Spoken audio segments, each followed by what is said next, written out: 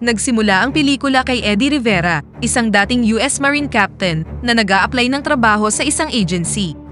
Natukoy ng interviewer na hindi siya fit para sa bakanteng posisyon dahil sa kanyang emosyonal na kahinaan mula nang umalis siya sa serbisyo. Mangiyak-ngiyak na ibinahagi ni Eddie sa babae na 1 taon na siyang walang trabaho at kailangan niya ito upang masuportahan ang asawa at anak na babae. Dahil hindi siya makahanap ng magandang trabaho, sinabi ni Eddie na handa siyang gawin ang anumang trabaho, kabilang dito ang pagiging janitor. Habang papaalis na siya ng opisina, tinawag siya ng interviewer at binanggit na merong bakanteng trabaho sa isang mall bilang security guard. Ang trabaho ay may mababang sweldo at nangangailangan ng mahabang oras, ngunit pwede na kaagad magsimula si Eddie. Dahil minsan lang dumating ang oportunidad gaya nito, agad niyang tinanggap ang alok. Sa kabilang banda, isang convoy ng US Marshal ang makikitang daladala ang isang 11 taong gulang na batang babae na nagngangalang Jamie. Nakaschedule siyang magbigay ng mahalagang testimonya sa susunod na araw laban sa isang notorious na criminal organization na tinatawag na 666. Habang nasa daan, na-realize ng mga marshal na merong sumusunod sa kanila. Hindi nagtagal, tinambangan ng convoy ng isang grupo ng mga profesional na mersenaryo. Ang isa sa mga US Marshal ay inutusan si Jamie na tumakas sa kagubatan at humingi ng tulong. Bagamat napatay ang lahat ng mga US Marshal sa insidente, nagawang makatakas ni Jamie. Bumalik ang eksena sa problemadong si Eddie na tinawagan ng kanyang asawa upang ipaalam na meron na siyang trabaho bilang isang security guard.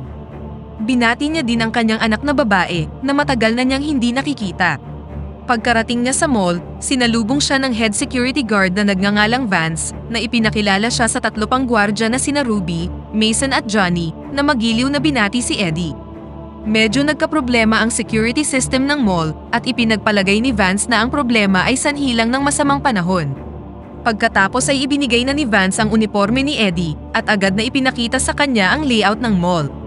Habang naglilibot sa loob, nagtataka si Eddie kung bakit nangangailangan ng 5 security guard ang mall ngayong sarado na naman ito. Ipinaliwanag ni Vance na kamakailan lang ay pinagnakawan ang mall at ang lungsod ay puno ng mga gang-related activities. Nabunyag na si Vance ay may crush kay Ruby, ang babaeng security guard na mahilig uminom. Hindi nagtagal, nagsimula na si Eddie sa kanyang shift at habang nagpapatrolya, nakita niya si Jamie na kumakatok sa pintuan ng mall, nagmamakaawang papasukin siya. Nang walang sinasayang na oras, binuksan ni Eddie ang pinto at pinapasok si Jamie na agad namang nawalan ng malay. Sinubukan ni Vance na tumawag sa mga pulis, ngunit ang kakaiba dito, hindi sila makakuha ng anumang cellphone signal at hindi rin gumagana ang landline. Hindi nagtagal, isang lalaking nagngangalang Charlie ang nagpakita sa mall. Iginiit niyang ama siya ni Jamie at hinahanap niya ang kanyang anak na babae. Nang walang kahit na kaunting paghihinala, inutusan ni Vance ang isa pang security guard na dalhin na sa ibaba si Jamie. Gayunpaman, nagdududa si Eddie kay Charlie. Nang ibinaba nila si Jamie upang dalhin kay Charlie, nagising ang bata at sumigaw sa takot bago tumakbo palayo. Nang makita ang kanyang reaksyon, sinabihan ni Eddie si Vance na huwag papasukin si Charlie. Ang totoo, si Charlie ay hindi talaga ama ni Jamie. Siya talaga ang pinuno ng mga mersenaryo na umatake sa convoy ng mga US Marshal para dukutin si Jamie. Pagkatapos, sinubukan ni Charlie na suhulan si Vance ng maraming pera para makuha si Jamie.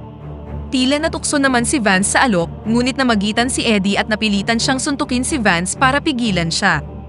Dahil tumanggi si Eddie, pinagbantaan siya ni Charlie at umalis na upang maghanda ng isang pag-atake.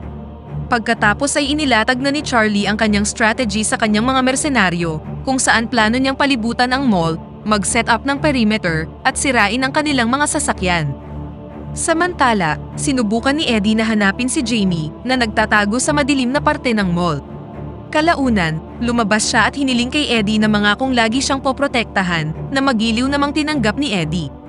Matapos tipunin ang lahat, ikinwento ni Mason kay Eddie at sa iba pang mga gwardya ang tungkol sa ama ni Jamie, na dating financial advisor para sa isang drug cartel, ngunit nagpasyang traidorin sila sa pamamagitan ng paglantad ng mga krimen ng cartel sa pulisya at kalaunan ay pinapatay siya ng parehong organisasyon. Si Jamie, na nasaksihan ang buong nakakakilabot na kaganapan, ay inilagay sa ilalim ng Witness Protection Program at nakatakdang tumestigo laban sa organisasyon. Upang matiyak ang kaligtasan ng bata, inilagay ni Eddie si Jamie sa isang storage room upang panatilihin siyang ligtas, ngunit pwede pa rin silang mag-usap gamit ang isang walkie-talkie. Inutusan ni Eddie si Jamie na panatilihing nakalak ang pinto at huwag itong bubuksan sa sinuman kahit ano pa ang mangyari. Samantala, si Vance at ang iba pang mga gwardya ay takot na takot sa banta dahil alam nilang madaling pinabagsak ng gang ni Charlie ang mga highly trained agent ng gobyerno. Si Eddie, na dating isang US Marine, ay hindi natatakot sa mga banta ni Charlie. Nag-isip siya ng ilang strategy at sinubukan silang pakalmahin. Nagtulong-tulong silang gumawa ng mga homemade bombs at iba't ibang mga bitag upang ipagtanggol ang mall at protektahan si Jamie. Kalaunan, sinimulan na ni Charlie ang kanyang pag-atake sa pamamagitan ng pag-deploy ng isang sniper, habang ang iba naman ay sinubukang pumasok sa likod ng mall. Sa tulong ni Vance at ng iba pang gwardya, nagawang patayin ni Eddie ang ilang mersenaryo. Gayunpaman, nakalusot ang isa sa mga mersenaryo sa loob ng mall at inatake si Vance. Sa kabutihang palad, dumating si Ruby at iniligtas ang kanyang buhay. Si Eddie at ang mga security guard ay gumawa ng isang plano, kung saan si Vance, Ruby at Mason ay naatasang bantayan ang lahat ng entry at exit ng mall, habang si Johnny naman ay magbibigay ng signal sa sinumang nagpapatrulyang pulis gamit ang isang flashlight. Hindi nagtagal, lumabas si Jamie sa kanyang pinagtataguan at sinabing gusto niyang tumulong. Samantala, nagawang ma-infiltrate ni Charlie at ng kanyang squad ang seguridad ng mall sa tulong ng kanilang magaling na hacker. Nagpadala si Jamie ng isang RC patungo kay Charlie, umaasang madidistract sila sa pamamagitan ng pagbibigay ng lokasyong sinet up ni Charlie para sa gagawin nilang ambush. Kumagat naman si Charlie sa pain at inutusan ng kanyang mga tauhan na pumunta sa ambush site at nangakong bibigyan niya ng pabuya ang sinumang makakapatay kay Jamie. Pagkarating nila doon, ang isa sa mga sundalo ay naging biktima ng isa sa mga matalinong bitag ni Eddie. Sinubukang lumaban ni Ruby sa pamamagitan ng pagpana sa mga kalaban at nagawang tamaan ang isa sa kanila. Gayunpaman, gumanti ang mga trained soldiers, dahilan para lubhang masugatan si Ruby. Samantala, nagawang patayin ni Mason ang dalawa sa mga mersenaryo gamit ang mga bitag at homemade weapons na ginawa ni Eddie, at pagkatapos ay kinuha ang kanilang mga baril. Gamit ang walkie-talkie, sinuri ni Eddie ang kanyang mga katrabaho at tila guminhawa ang kanyang pakiramdam nang malamang buhay pa silang lahat. Sinabihan niya si Mason na manatili sa kanyang posisyon habang siya naman ay pupunta doon upang kunin ang nakuha niyang baril. Gayunpaman, nahanap ng mga mersenaryo ang lokasyon ni Eddie, dahilan para mapilitan siyang tumakbo para sa kanyang buhay. Sa labas, isang police car ang makikitang patungo sa mall at huminto ito sa tapat ng entrance. Sinubukan ni Johnny na signalan ang mga pulis ngunit biglang nag-malfunction ang kanyang flashlight. Dahil dito, napilitan siyang lumabas para i-alerto ang mga pulis, ngunit ang kanyang pagtatangka ay nakita ng sniper at pinatay si Johnny bago pa siya makarating sa nagpapatrol na pulis. Pagkatapos, inutos ni Eddie sa kanyang mga katrabaho na mag-regroup sila sa may toy store.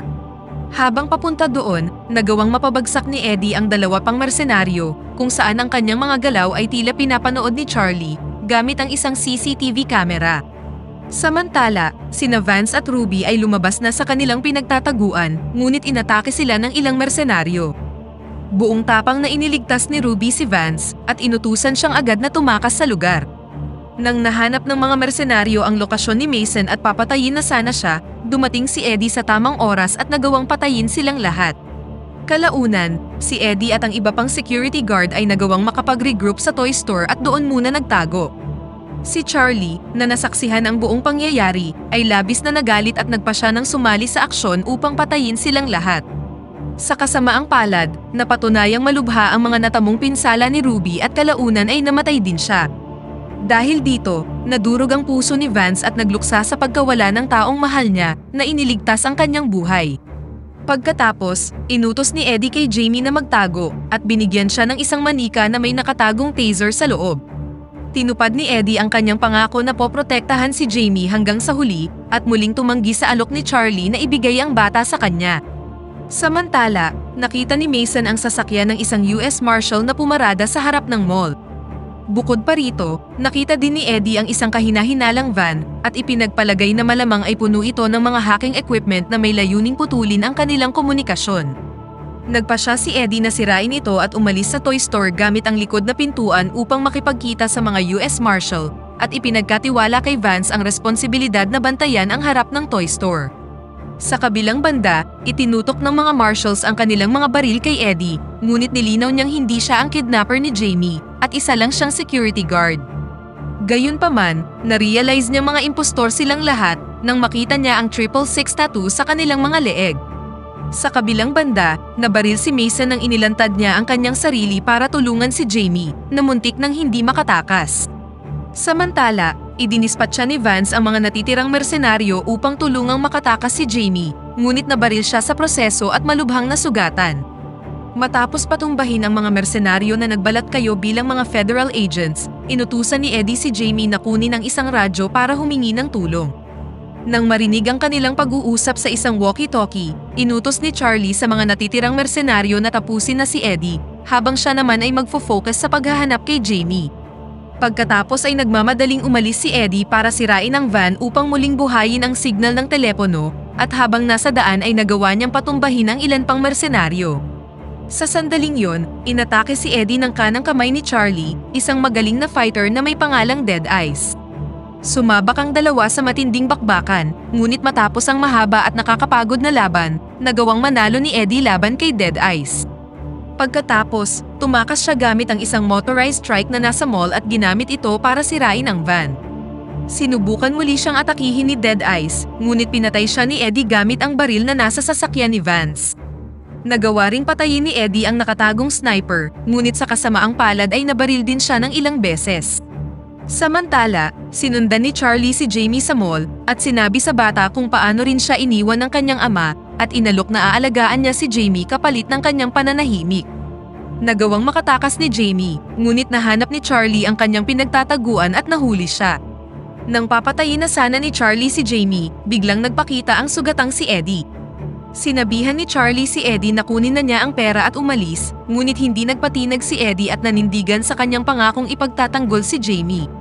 Pagkatapos, sinurpresa ni Jamie si Charlie gamit ang isang taser na nakatago sa loob ng manika, dahilan para magkaroon ng pagkakataon si Eddie na barilin si Charlie sa ulo, na agad niya namang ikinamatay. Nang dumating na ang mga pulis, pinasalamatan at niyakap ni Jamie si Eddie, bago siya dinala sa ligtas na lugar.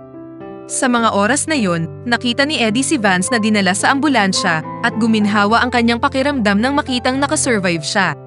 Makalipas ang ilang araw pagkatapos ng insidente, binisita ni Jamie si Eddie sa ospital at sinabing napakaswerte ng kanyang anak na babae na magkaroon ng isang amang tulad niya. Hindi nagtagal, dumating ang tiyuhin ni Jamie at iniuwi na siya.